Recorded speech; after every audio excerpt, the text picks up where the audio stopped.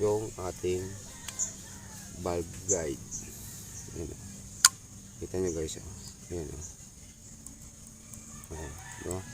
Dapat ano yan, nakapix dapat yan, hindi dapat gumagalaw yan. So dyan dumadaan yung usok, yung langis. Ito, ngayon papalitan natin tong valve guide na to. Ayan, dire-diretso yan dapat.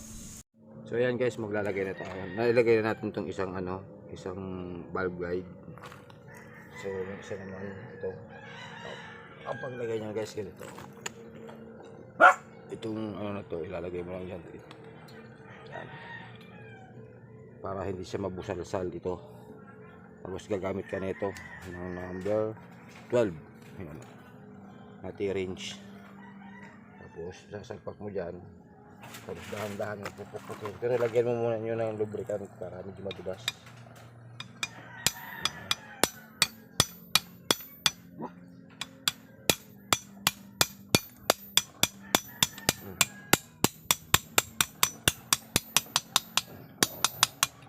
Pakadali lang maglagay, no? Ayan. Tapos tingnan nyo, palit tayo nito guys kasi lost thread to, lost thread.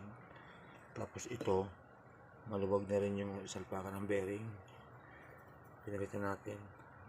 At yan ang bago, no? Biruin mo papamasin shop ko sana yun.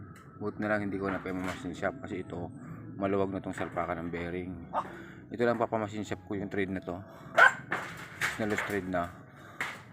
Ang sinisingil sa akin ay 450 bawat isa nito. So bumili na lang ako ng bago, 410 lang.